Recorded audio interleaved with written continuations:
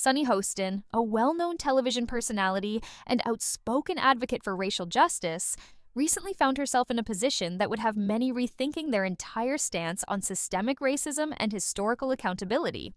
Hostin, who is known for her sharp critiques of America's historical injustices, especially surrounding the legacy of slavery, was confronted with an ironic twist when she uncovered her own family's ties to the institution of slavery. During her appearance on PBS's Finding Your Roots, Hostin discovered that her third great-grandfather was a slaveholder. This revelation, which left her in a state of disbelief, became the catalyst for a larger public discussion about accountability, hypocrisy, and how personal history intersects with the narratives we construct about race and identity. Before this shocking moment, Hostin had been a staunch critic of America's history of racism and oppression. As a progressive commentator, she frequently condemned the nation's past actions, calling for recognition of systemic racism and advocating for reparations. Hostin's public persona was built on a foundation of unwavering condemnation of America's past, especially in regard to slavery and its lingering effects on modern society. She had positioned herself as someone unafraid to hold the nation accountable for its historical wrongs. But when the curtain was pulled back on her own lineage, the irony was impossible to ignore.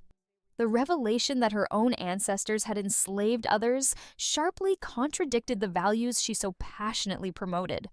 The moment was a perfect storm for media commentary, especially when Greg Gutfeld, host of Gutfeld on Fox News, seized the opportunity to point out the glaring inconsistency between Hostin's public persona and her private history.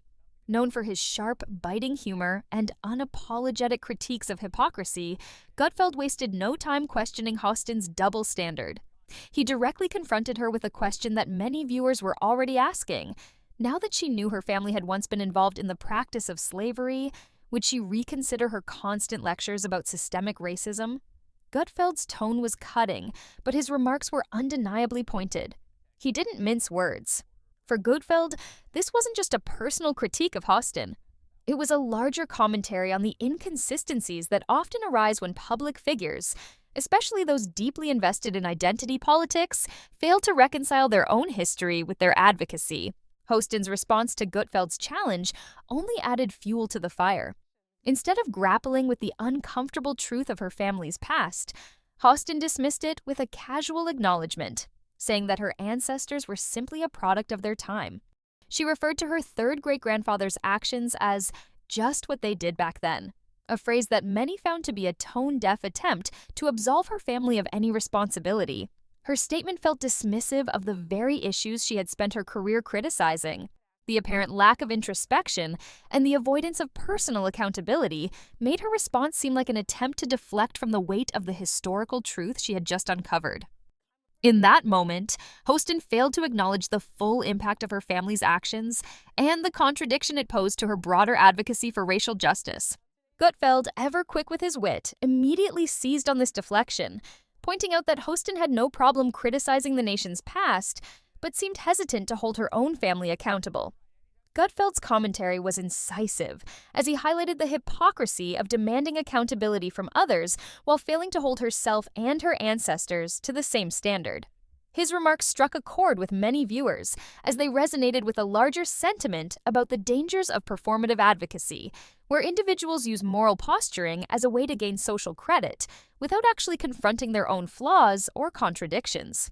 This exchange quickly gained traction on social media, where the internet erupted into a frenzy of opinions, with people either rallying behind Gutfeld's critique or defending Hostin's right to process her family's history in her own time. Supporters of Gutfeld argued that his comments were a perfect example of holding people accountable for their public stances, while critics of Hostin noted that she had failed to engage with the complexity of her own personal history in a meaningful way.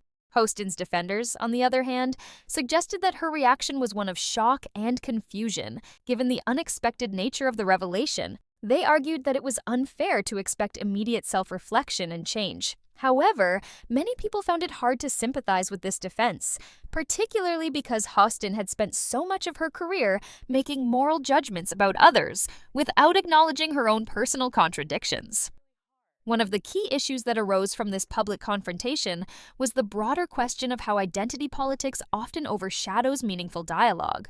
For many, Hostin's failure to own her family's history seemed emblematic of a larger pattern where public figures wield their identities, whether racial, gendered, or ideological, as shields against criticism. This tendency, which has become more pronounced in modern discourse, allows individuals to avoid uncomfortable self-reflection and instead focus on pointing fingers at others.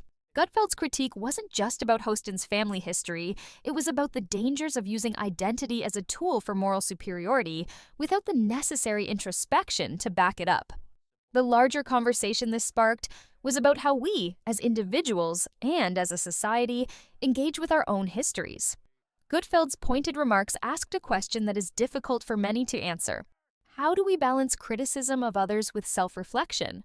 How do we acknowledge the sins of the past while confronting the uncomfortable truths of our own lineage and personal history? For many, this is a difficult challenge, one that requires an honest engagement with our past and an openness to evolving our views based on new information. Hostin's reaction highlighted the difficulty many people face when their personal history contradicts the narrative they have constructed about themselves, especially when it comes to race and identity.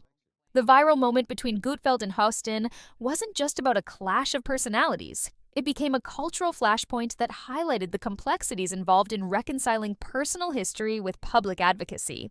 Gutfeld's critique forced Hostin, and by extension the audience, to grapple with the contradictions that often exist in our public discourse. The question of whether we can hold ourselves accountable for the sins of the past while still advocating for justice in the present is a conversation that many have been avoiding.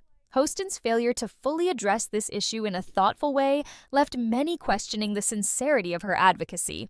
This incident also brought attention to the performative nature of many political debates, particularly those involving race and identity. Hostin's public persona, built on a foundation of racial justice and systemic critique, was suddenly at odds with the reality of her own family's past. This contradiction, which Gutfeld expertly highlighted, raised an important question. Can we really demand accountability from others if we are unwilling to confront the uncomfortable truths about ourselves? The critique wasn't just a personal attack on Hostin. It was a broader commentary on the dangers of moral posturing without self-reflection, and how this erodes meaningful discourse about race and history. As the debate continued to rage on social media, it became clear that this moment was more than just a viral spectacle. It was a reflection of deeper issues in our cultural landscape. In a world increasingly defined by political polarization and identity-driven discourse, this exchange between Gutfeld and Hostin forced people to confront the difficult questions that often go unasked.